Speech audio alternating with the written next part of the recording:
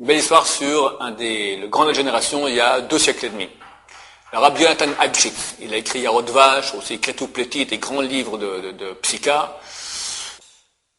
Un jour, le seigneur de sa région lui dit, dites-moi, vous dites que le Mashiach, votre Messie va venir un beau jour, mais qui vous êtes?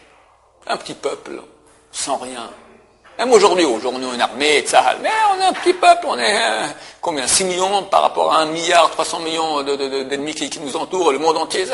Faut pas rêver, d'accord? Avec même l'armée du monde, on n'est rien. Le Rav Shark disait sans cesse, faut pas croire qu'on est ce qu'on n'est pas. On est des petits, très vulnérables, faut faire attention. Alors comment? Lui dit, à plus forte raison à l'époque, on n'avait rien du tout, on était un peuple en exil. Votre Messie viendra, il y a des armées, l'armée prusse, l'armée russe, l'armée française, l'armée britannique, des immenses grandes armées. Comment votre Messie viendra? Comment il va faire la guerre? Comment il va montrer qu'il sera un grand? Du coup, je te montre. Dis à tous tes seigneurs, dans 3 jours, on va faire un concours de combat de coq. Que chacun prépare bien son coq, on verra qui sera vainqueur. Moi, je mènerai mon coq aussi, on verra. Je te montrerai que moi, je serai le vainqueur. Ah ouais? Ok, très bien.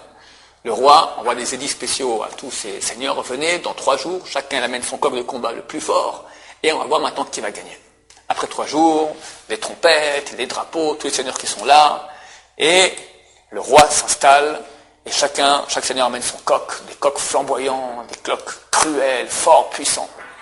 Et le roi vient, il sort un coup de son sac comme ça, un petit coq, tout freluquet, tout tremblotant.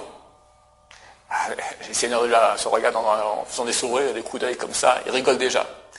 Bon, les trompettes sonnent, le roi ordonne que le combat commence. On jette les coqs dans l'arène. Et le combat commence. Les coqs l'un sur l'autre, ils se griffent, ils se mordent, ils se griffent. Le petit coq du rab, il va se coucher dans un petit coin comme ça, il fait rien du tout. Et à la fin du combat, tous les coqs sont morts, et le petit coq qui sort comme ça, tout penaud, vivant. C'est marqué dans les textes qu'à la fin des temps, il y aura une grande guerre dans le monde. On n'est pas prophète ni fils de prophète. C'est vrai que tout le monde sent un peu que c'est pour bientôt. On ne sait pas quand ça se passera. C'est marqué très clairement qu'il y aura une grande guerre entre l'Occident et l'Orient. Alors je rajouterai même un petit truc que j'ai pas...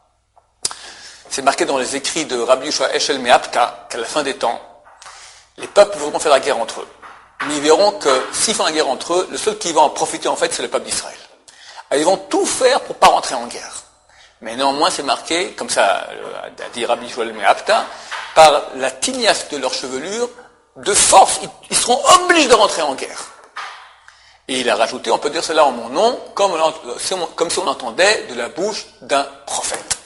On a un exemple éloquent de cela par le combat de coq de Rabbi Yonatan Abshitz. Bonne journée.